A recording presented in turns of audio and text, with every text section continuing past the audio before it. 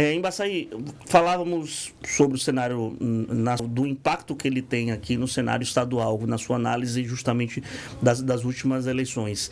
A gente vê um desenho também de uma polarização nacional que, de fato, vai também interferir aqui. De um lado, Lula, que de maneira inegável tem sido o nome do governismo para ir para uma reeleição, e do outro lado, Bolsonaro insistindo em ser candidato diante ainda de uma impossibilidade jurídica, mas que a direita e a centro-direita crescem as esperanças em torno do nome de Tarcísio, governador de São Paulo, um estado em que o ministro conhece bem, já transita bem, conhece a política de lá.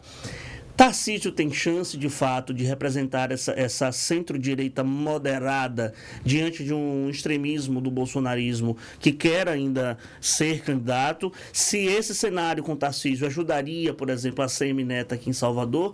E como tem avaliado esse Lula 3, essa gestão Lula 3?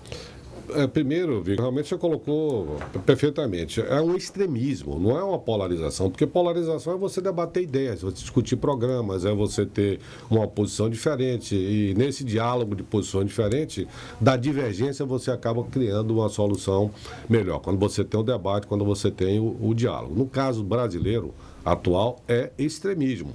É o PT se alimentando do bolsonarismo, o bolsonarismo se alimentando do lulapetismo, vamos dizer assim, né? Do lado do PT, só tem um candidato. O PT hoje resume-se praticamente a Lula. Não tem nenhum candidato assim que tenha uma dimensão nacional. Até em São Paulo, agora, a eleição para governador, o PT tem dificuldade de encontrar o nome. Mais recentemente, para a disputa da sucessão municipal na cidade de São Paulo, o PT não colocou nome porque não tinha, colocou o Boulos. Foi o Boulos. Que é o PSOL. Para você ter uma ideia, Luiz, dos 640 municípios do estado de São Paulo, o PT só foi vitorioso em 5 municípios. Em 5 municípios pequenos.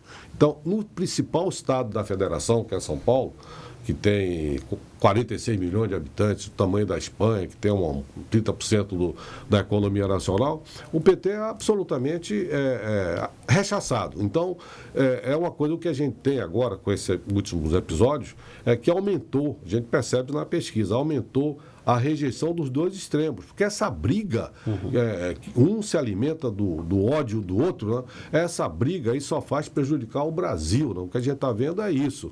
Então, cada vez mais está tendo uma consciência, a busca de um candidato que possa ser um candidato que pacifique, que harmonize o país, né?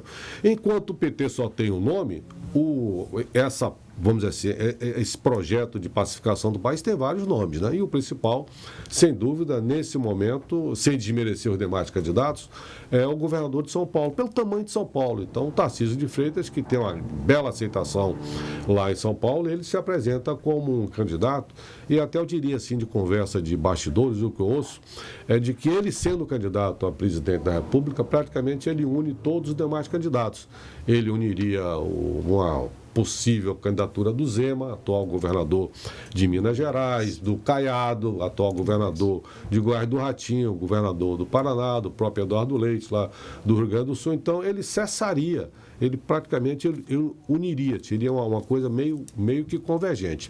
E existe realmente a possibilidade dele ser candidato, porque as forças da economia, as forças, vamos dizer assim, da política mais consciente do Brasil, que está cansada está exaurida desse debate, que é um debate em que um acaba prejudicando o outro, e o Brasil que sai pagando preço, procura essa candidatura. E eu diria que existe uma possibilidade, não vou dizer que é provável, não tem bola de cristal na política brasileira, é impossível, ninguém consegue prever. O Brasil é muito imprevisível.